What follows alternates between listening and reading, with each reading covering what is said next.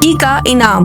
पहाड़ों के दामन में एक नन्हा सा खूबसूरत सा गांव था। वहाँ दो बहनें रहती थीं, रोज वाइट और रोज रेड। दोनों के दिल इतने ही खूबसूरत थे जितने उनके नाम। वो दिन रात अपने बाग में फूल चुनती, गीत गाती। एक सर्द रात को दरवाजे पर जोर से दस्तक हुई, ठक ठक ठक। जब दरवाजा खोला तो एक बड़ा काला रीछ बाहर खड़ा कांप रहा था।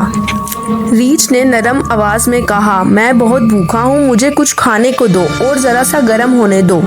रोज वाइट घबरा गई, मगर रोज रेड ने कहा, अगर ये भूखा है तो हमें डरना नहीं चाहिए, अल्लाह नेकियों का साथ देता है। उन्होंने रीछ को अंदर बुलाया, आग जलाई और उसे शहद और दूध दिया। रीछ ने उनकी तरफ देखकर कहा, मैं तुम्हारा एहसान कभी नहीं भूलूंगा, और फिर वो रात के अंधेरे में चला गया। कुछ दिनों बाद जब दोनों बहनें जंगल में फूल चुन रही थी, अचानक एक देव आया, खौफनाक, लंबा, आंखों में चमक। उसने चीख कर कहा, ये मेरा जंगल है, यहाँ आने की जुर्रत कैसे की तुमने?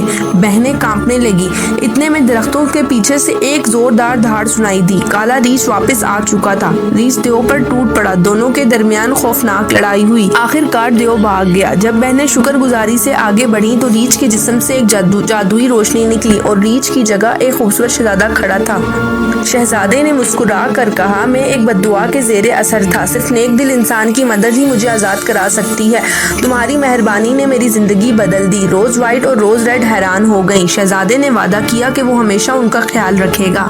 और उस दिन के बाद पूरा गांव ये कहता था, नेकी कभी ज़ाया नहीं जाती, नेकी का बदला हमेशा नेकी होता है। सबक, नेकी का इनाम ज़रूर मिलता है, चाहे देर से ही क्यों ना मिले।